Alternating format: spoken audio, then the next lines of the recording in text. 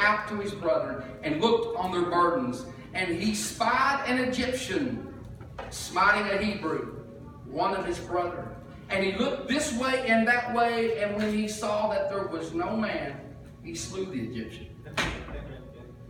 This is talking about Moses committed murder. I'm just going to say it. And you know what he done? He was trying to take care of the situation that was never meant for him to take care of it. See, if we ain't careful, the enemy can get us to do things that we shouldn't be no part of. Wow. Are you getting this? Wow. Amen? He slew the Egyptian and hid him in the sand. And when he went out the second day, behold, 2 men of the Hebrews strove together, and he said to him that did the wrong, wherefore smite you your fellow? And he said, who made you a prince and a judge over us? Intend you to kill me as you killed the Egyptian? Oh. Yeah, look what a storm that Moses is in now. He's doing the right thing. And you know what? After this, you know what Moses does? He flees to the wilderness for 40 years. You know what? Don't let our flesh. Can I go on? Yes, sir. Don't let our flesh get out of control to the point that pushes us into a wilderness. And if you ain't careful, that can happen very easily. Amen? Intend you to kill me as you killed the Egyptian? And Moses feared and said, surely this thing is known. Now, think about this. God don't give us a spirit of fear. Amen. Now Moses is concerned over what happened. Everybody knows what happened, so now, oh, well, forget this. You know what I found out? Just face the situation. You know what the devil hates when you face situations and circumstances? Because I found out a lot of times when you face them, it stops them. Why do we go run and hide? Amen? God don't want us to run and hide. The enemy wants you to run and hide. And Moses feared and said, surely this thing is known. And now when Pharaoh heard this thing, he sought to slay Moses. But Moses fled from the face of Pharaoh and dwelt in the land of Midian. And he sat down by a well. He said, where? Well. You know what I found out? Even in the most troublesome times, God knows how to set people right down by a well. Yeah. You all know what I'm telling you. Amen. Now here's all this situation that Moses is going through. And he sets him by a well.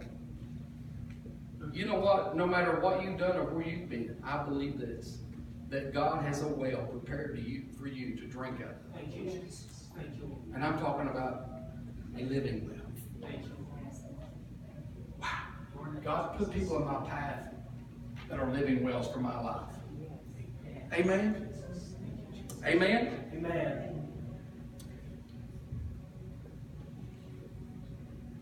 Now the priest of Midian had 7 daughters, and they came and drew water and filled the troughs to water their father's flock. And the shepherds came and drove them away, but Moses stood up and held them and watered their flock. And when they came to rule their father, he said, how is it that you are come so soon today? And they said, an Egyptian delivered us out of the hand of the shepherds, and also drew water enough for us and watered the flock.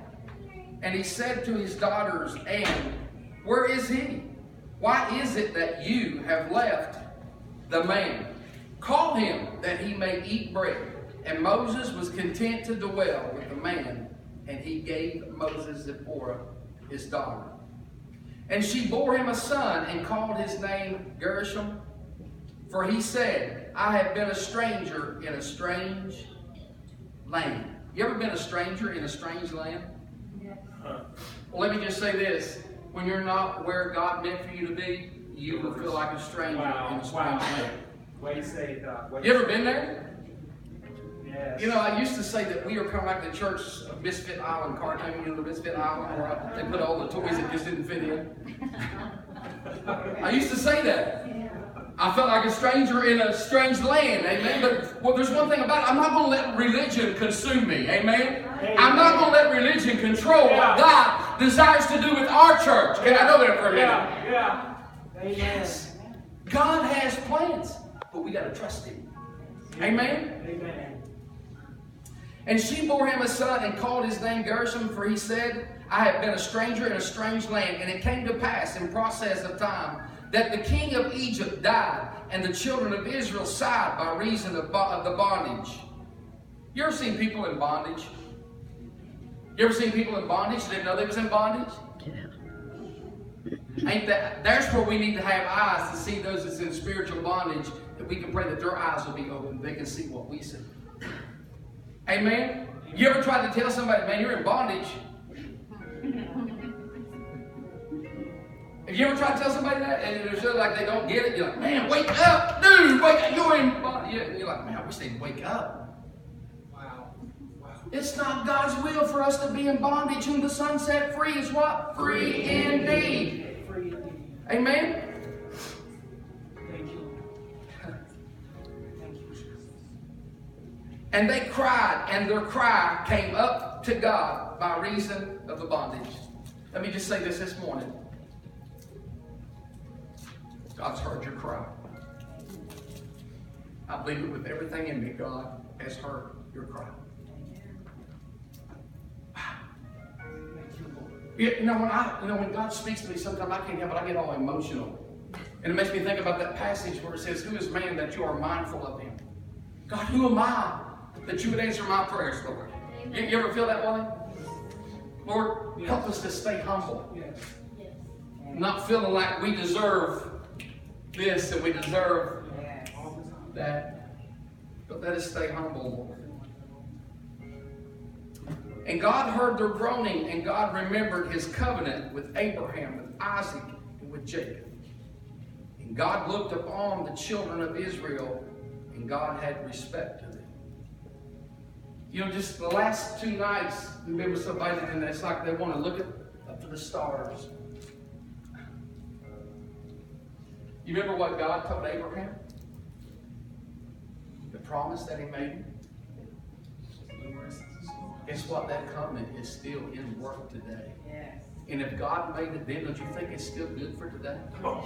Sometimes Yes, we sir. need to look back on the covenant relationship that we have with him instead of the circumstance. Amen? Now Moses kept the flock of Jethro, his father-in-law, the priest of Midian, and he led the flock to the backside of the desert and came to the mountain of God, even to Horeb. And the angel of the Lord appeared to him in a flame of fire out of the midst of a bush. Let me just say this. I believe there's people that God's about to reveal himself to them in a mighty way. Amen. Do you believe that? If he done it for Moses, don't you think he'll do it for others? Amen. Amen? Amen. And he looked, and behold, the bush burned with fire, and the bush was not consumed. And Moses said, I will now turn aside and see this great sight, while the bush is not burned. Wow. Talk about a God experience. Can you imagine that? Just think with me just for a minute.